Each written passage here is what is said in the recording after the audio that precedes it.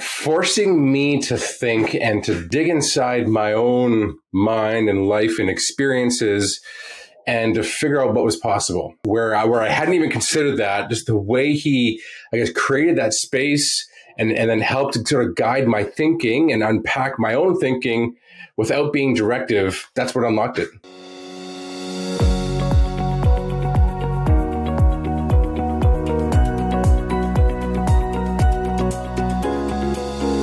Welcome back to the Topleft podcast, where we talk about agile, leadership, culture, coaching, and all sorts of kinds of topics like that. Today, I get to dig into a topic with actually one of my personal executive coaches, Nate O'Hara has joined us today.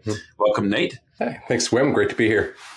Yeah, great to have you. And just topic for today is just creating a coaching culture. So obviously I've been working with you. You work with other companies as well. So, and I think every company should be getting into this. So just want to hear a bit about your story, and then what does that look like? Yeah, but I'll just jump right into that is, how did you end up in coaching?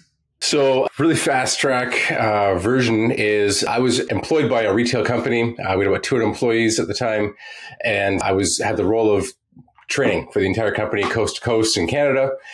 Found I was enjoying my role, but it came to a point where I was sort of hitting the ceiling in that role. And over my course of my first few years with the company, I had met another facilitator who had come and presented for us early on. And I reached out to him and asked, can you just help me think this through? And I had actually seen his company, and I thought, that seems like where he worked was really exciting. I thought maybe I should go move there. And so I reached out to him and we had a conversation. He said, "Hey, do you mind if I just ask you some questions? I've been doing this coaching thing." And I said, "Sure." And I remember sitting at a table in a side room at a local coffee shop, and I think it was no more than a half an hour. And while I felt like I had hit that ceiling coming into that conversation, I felt like I had another 30,000 feet of altitude coming out of that conversation, and this new lease of life and potential within my role. And it was from that point that I realized I can't not do this, because I was in this role of training. I love equipping people to be able to do their jobs well. And my role was very directive. Here's the process, here's standard operating procedures, and here's the structure, here's what we need you to do, and do that in a very approachable way.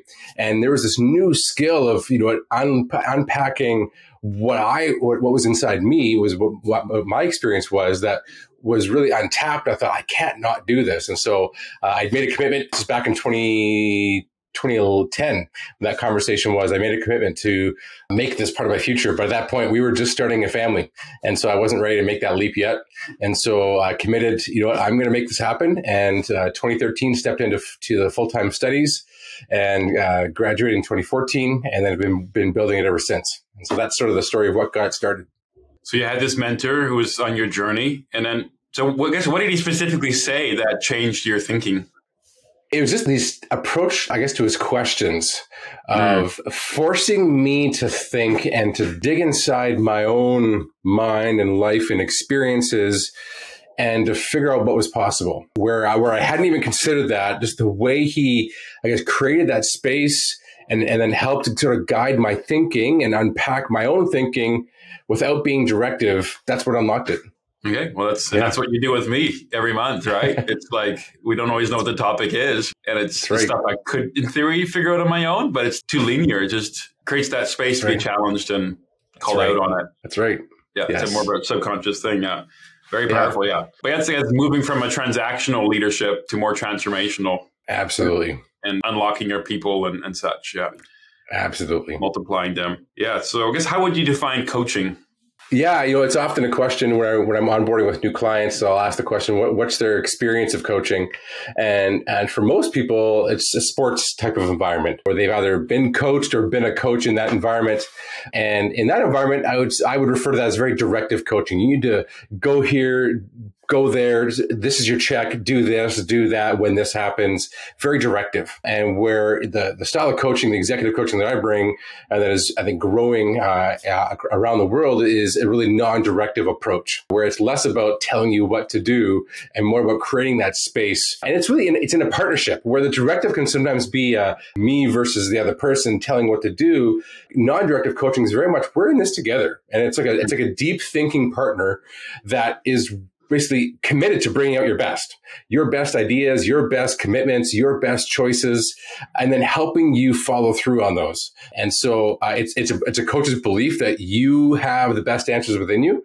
And so I'm here to help support you in the process of unpacking that and putting that to action. Yeah, exactly. So can there be a tension that managers might feel, or because hey, you got to manage people, there's results and process and job to be done. Absolutely. Can that be combined with coaching in the same conversation? Like, can those live in harmony? So if I'm hearing your question, can you be a manager and still coach? Yeah. Yeah. So absolutely, you can bring coaching skills as a manager. As a manager, we still have responsibilities as a manager to, get results. And we have to, hold our teams accountable to getting results. But there's a way that we can approach it with our team members to, hold them accountable to, achieving their results that achieve your results. I think that non-directive approach can work. Now, you can, like in some extreme circumstances where you need to maybe have a difficult conversation with an employee as a manager, maybe there was some behavior that was out of line. You'd be very explicit. And I often recommend this is if it was me and you, I'd say, hey, Wim, I'm going to put on my manager hat right now. Something just happened here that really is out of line. And this is what we expect. And, how can we get back in line? And so you tease that almost coaching back in there, but you're explicit in saying, this is the manager hat. And then you can say, I'm going to bring my coach hat on, Wim. And do you mind if I just add, we spend maybe 10 minutes exploring this challenge, this opportunity through some questions. And so you invite that, but you can very explicitly make that switch and gives that other person that choice in the matter. And gives them sort of because what we're trying to do is, whether as a manager and even as a coach, is trying to streamline their consciousness, streamline their thinking. Right? I refer to eliminate the unnecessary brain calorie burn. You want to burn as few calories as possible to streamline the thinking. Yeah, so not letting them guess, is this a coaching thing or is this direct? Yeah. Really clear where you're speaking from. Yeah, it's not to be this ninja coming from the sideline to surprise you with these questions, because that just throws people off. And there's this potentially awkward moment where they're going, what's happening here? Especially if they've had a relationship with their manager as a manager, and all of a sudden the manager has these new skills and they start trying them cold turkey. It can be really jolting and really disruptive, where, I would say share with your team. I'm learning these new things and I want to try them out. And it really depends on, I think, a healthy and safe team environment to be able to sort of be that vulnerable and sort of invite that feedback. It's a two-way street. Okay. And I guess what are perhaps some mistakes that leaders make when they're doing coaching, or perhaps that you've made along the way with coaching? Where does it go off track or sabotage what you're trying to accomplish? Yeah. So I keep this little yellow rubber duck right on my desk as a reminder.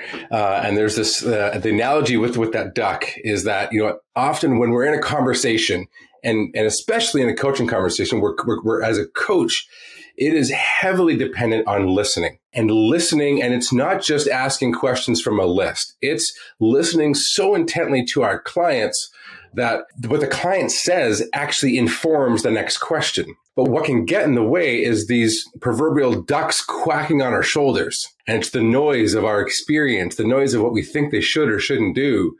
And so it's the reminder for me to shut the ducks up. And so that's where gone wrong. Is where I've been caught in someone's story. I can relate to their story.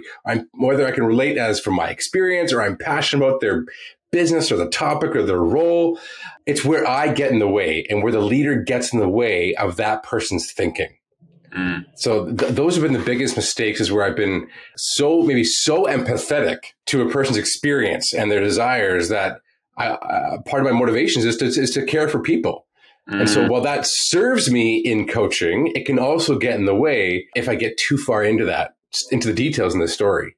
And so that's where my mistakes, and leaders, especially new leaders to coaching, will find it difficult, find it hard. Yeah, that's an interesting one. Because even now, as I'm hosting this podcast and I've got a list of questions, I can get busy in my head and forget to listen to you, right? Like, where are you coming from and what are you feeling and such. Exactly. And kind of blanked out stuff on my screens, but still looking at the video coming back and blink your light, it gets distracting and not 100% listening. Yeah, an interesting point in that when I first started coaching, when I was actually in my training, I learned a lot of this coaching was happening by phone. And I thought, this is crazy. There's technology. We can be doing all this face to face. Why not? And there's actually, to your point is saying there can be these potential distractions that get in the way of our ability to listen and even to think, because there's these nonverbal cues or behaviors or reactions that we have to someone's statements that can get in the way. And so sometimes just removing the visual can sort of help focus. Yeah. But then there's other distractions that can find us. Now, on the other side of things, sometimes the visuals can be really helpful. I know there's been experiences where I've been able to notice, hey, you know what? Say it was you, hey, Wim, I noticed you really sort of sat back in your chair, or you sat back when you really thought about this question. What's that reflective of? And so sometimes that behavior can actually be a powerful piece to bring in, but it's that tension. And where is it bringing value and where can it get in the way? Yeah, with one of my coaches I work with every week, a psychologist, it's actually 100% by phone. We did one Zoom session during COVID, and it was really weird. So it's all by phone. But he's just very intuitive and listening. He's listening so deeply that within a half second of him asking a question, he knows if I'm pausing to respond or think it through, then he knows, hey, I'm stuck on something, right? Or resisting something, or the energy is not there. And he'll call it out, right? So it's just listening. So it's not the words, but it's the language, the energy, a lot of things to go looking for. Yeah. That's exactly it. You're right. Yeah. Yeah. Yeah. And so you mentioned something about if we get so sympathetic, listening to the story is we can feel for somebody, but if let's say in a management environment there's also results to happen. And if we can buy into their story and their justification, excuses, and feel sorry for them and agree with them. In the meantime, we're not getting the results and we're actually not helping them find solutions. So it's kind of balancing both, right? Listening and caring and showing grace and patience and stuff, but helping them navigate to find the solutions. Any tips on that? Because I know that's where it's a pitfall I fall into is I'm caring so much that I forget about the results and helping them find a way to get towards that. Yeah. Most commonly, a lot of times what I hear is there's excuses on missing deadlines or missing follow through on a certain task. And and as managers and leaders, we can feel the pressure we have to get results. We got to move things along. And where I challenge and encourage leaders to consider is how do we actually support our staff, our employees, our team members in a way that really holds their feet to the fire and holds them capable. And so if it was you coming to me and saying, Nate, like I can't meet the deadline, the conversation might go something like this. Okay, well, what's happened that you're not being able to meet the deadline? Let's just unpack what's happened in the situation. Okay, and so what would need to be different to be able to meet the deadline? Okay, and what's a reasonable timeline that you could get that done?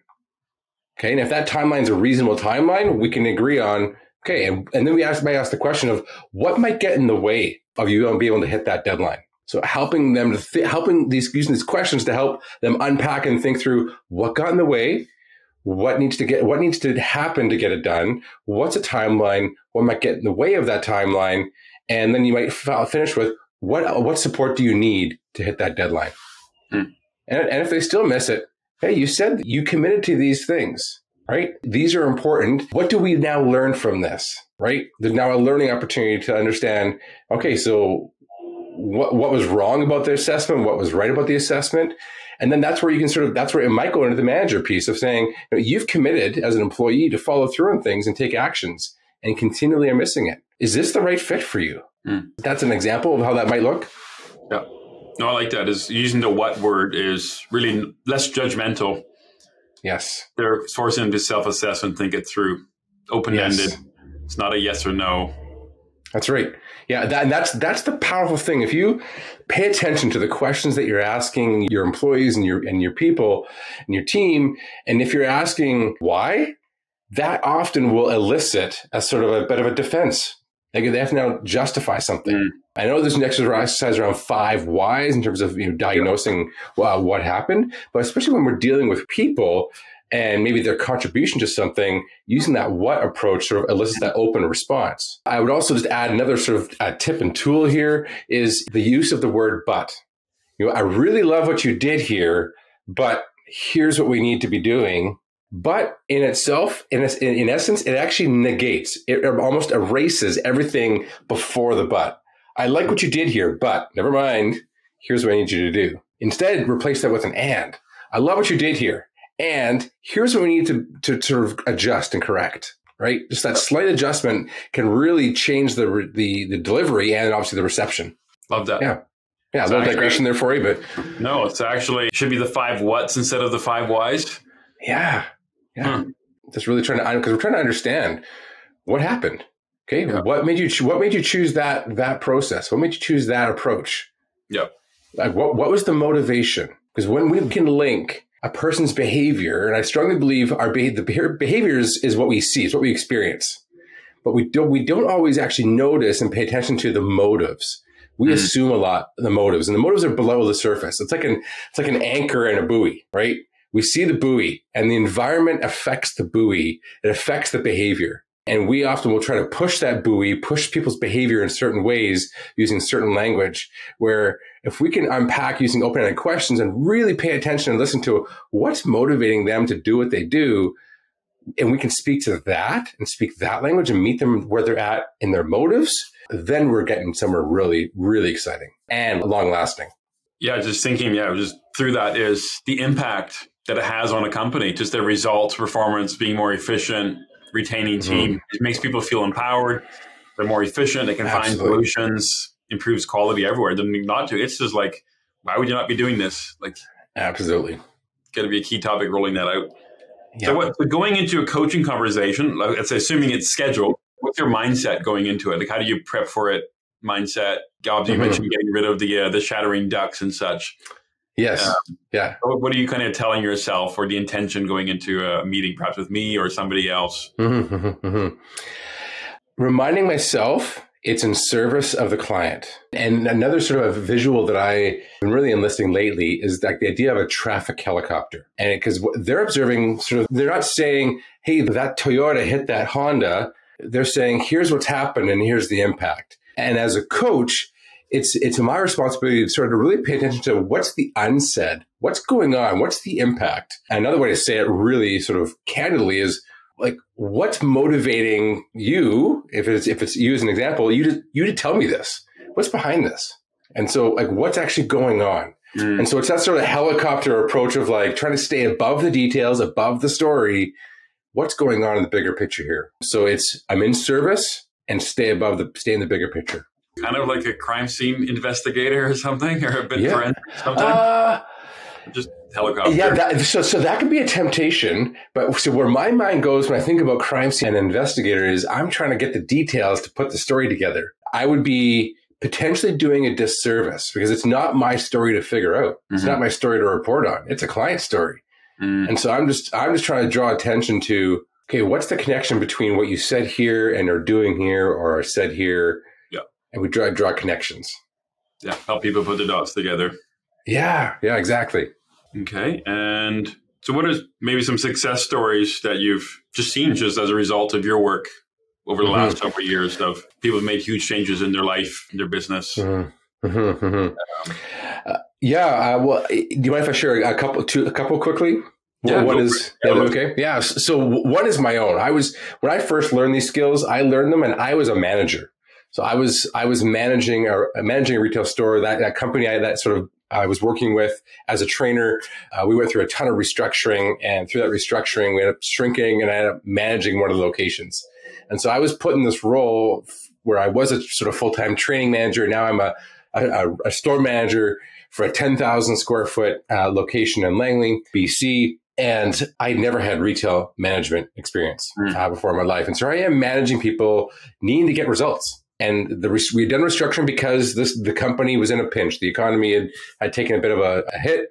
And so we had restructured in a way that we can be successful with this structure. So here I am in this environment going, I need to manage these people. I need to build trust with this team. We had staff, as young as 16 years old to in their 50s at the time, and probably 10 staff members in the location. And the manager I was replacing had been there 20 plus years. And he was let go in the restructuring. And here I am stepping in as this younger guy. And it was a real challenge. And based on my sort of values and my own life experience, even prior to this, I had no passion for managing, for retail, I should say, for selling stuff. And so it was a real uphill for me. I love people, but here I am trying to motivate people in a way that sells more stuff so the store can get results, so the company can grow. And I remember reaching out to my boss, who was the owner at the time, and said, I can't do this anymore. This absolutely is just draining me and sucking the life out of me. And I think a lot of managers, or many managers that I've coached over the years, I've heard that similar story. I'm being drained. And so I was in this moment, and he said, Nate, just hold on. This is very early in that sort of coaching experience and learning. I thought, what if I could take a different approach to this? And so I started to actually build a relationship with some of the staff. And there were two specific staff that I built a relationship and sort of tried to seek to understand, like, what is it that makes you really enjoy working here? What is it that you enjoy about the stuff that we sell? And they started out sharing. And that eventually opened up, and they said, you know what, Nate, if we had these items on the shelf, all my friends would be in here all day, every day. And also I'm like, wait a second, I've just now unpacked some possibilities, built a relationship. And so we put some legs onto what they had shared was their idea. And we brought those products in. And so they were excited. The store started churning around. And so I realized in that moment that I didn't actually have to love the product and even the company itself, but it was unlocking the potential of others. That was of others that unlocked the potential for the business and the store and those people, and it was really fulfilling for me. And so that was my own experience of sort of personally sort of experiencing the value of the coaching. And then I would say, another experience, it's actually fairly recent. There's an organization, they actually had some that I'm working with. They've got a few hundred employees, and they had a coach in a few years ago, pre-COVID. And their experience with the coach was sort of fluffy, for lack of a better word. Mm-hmm. And it felt like almost like they described like a counseling session, a therapy session. And so they said, you know what, Nate, some of us, we're getting to know you and we see a different approach to this. And so would you be willing to work with us? And, we need to bring learning into the organization, but can you bring it using a sort of a coach approach? And so it's been sort of a creative approach. And what's been incredible is in 18 months, there is now this incredible demand and even now an expectation of, this learning culture. And so where even as an individual, we can unlock potential for individuals. But what's really exciting is this organization now has this hunger and appetite for ongoing learning. And that's really what coaching from an individual, from teams, from organizations is about, this ability to be learning faster than the world around us is changing. We've got to be so aware as individuals, as leaders, as managers, that we're noticing our teams, noticing our customers, our investors, what's going on that informs. And that's what's starting to happen in this organization is they're now looking beyond their nose, beyond the results even right in front of them, and looking at what's the lasting impact they need to make. That's been a really exciting shift that's happened for them. And is really actually, they've got, like I said, a few hundred employees, multiple departments, and a few companies within the company, within the umbrella company. And they're seeing alignment across these companies. They're aligning towards a common vision. And man, that gets me excited because they have a common vision and their perspective is it's about more than their results. It's about leaving a lasting impact, leaving the world a better place. And so that shift has just been super invigorating, if you can't tell. Yep. Oh, I can see it and hear it. So like, okay, I want more of that. We've done some of that. It's incredible. More to do. Yeah, it's pretty amazing.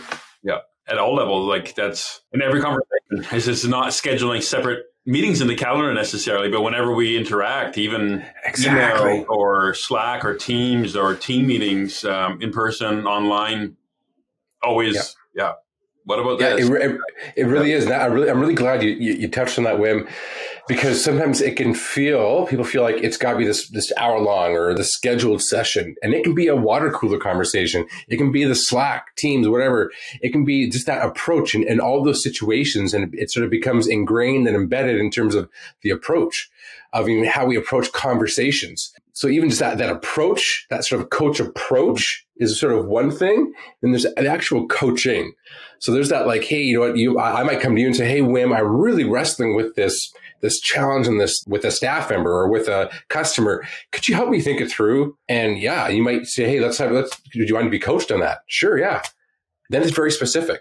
Or like, might be a water cooler conversation. I say, hey, Wim, man, this customer is really driving me crazy. Well, what's going on? What support do you need? Where can I help? Right? What other resources would you need? Help the person just think through. It could be either really specific or on the go. Yeah, just going back to what you said with, let's say, with retail space and not really liking or just getting drained by, okay, retail is not your world. But I think it can happen for a lot of managers that, let's say, we're obviously Topleft is primarily helping IT service providers, MSPs around the world. And people end up, let's say, a project manager position, operations manager, service manager, but they don't really understand tech. They got hired because they had, let's say, construction project management experience or manufacturing, and now they end up in this MSP and don't know it. And they could feel out of their depth. They're like, I don't know how to ask. And what these engineers, these technicians say sounds right. And there can be barriers. So it sounds like this could help them as well, right? Absolutely. Just getting the clients to sort of, it's amazing. Most people, when they feel seen, heard, and understood, when we don't feel like we're trying to argue our case and convince the other person, when you can help a first person feel seen, heard, understood, there's value in that itself. And I've looked at transcripts of some coaching conversations, and you look at sort of the split of time spent speaking. And just in that balance of speaking, I think can directly impact even sales. So we take that approach to sales, no matter the environment. And even if there's an individual that's sort of feeling out of their realm in terms of that conversation, that's okay to acknowledge that and say, yeah, let's find the answer. But really emphasizing on addressing that customer's needs and keeping them at the forefront of the conversation.